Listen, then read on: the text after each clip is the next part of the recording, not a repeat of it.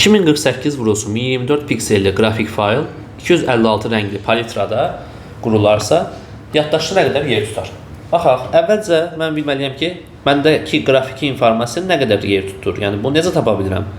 Piksellərin sayını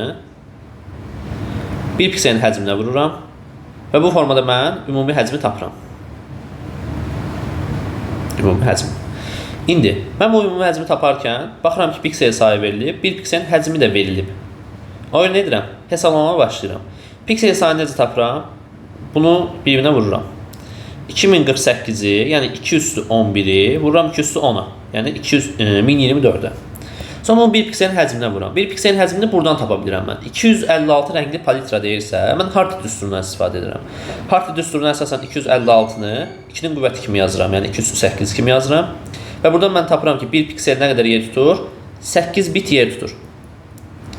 Ümumi həcmi hesablayarkən sadəcə bu sadə vurma prosesini həyata keçirirəm. 2 üstü 21'i, yəni bunlar qüvvəti toplandı. Vururam 2 üstü 3'ə. Və sonra da bunu nə edirəm mən? 2 üstü 24 kimi yazaq. 2 üstü 24 bit. Sonra da bunu megabayta çevirək. Megabayta çevirmək üçün nə edirəm mən? 2 üstü 24'ü bölərəm 2 üstü 23'ə. Və alaram 2 megabayt. Amma baxıram ki, bizdə cavablarda nədir? 2 megabayt yoxdur. Onun yerinə nə var məsələn burada? 2048 kilobayt var. Nə edirəm? Megabaytı kilobayta çevirərəm. 2'ni vuraram 1024'ə.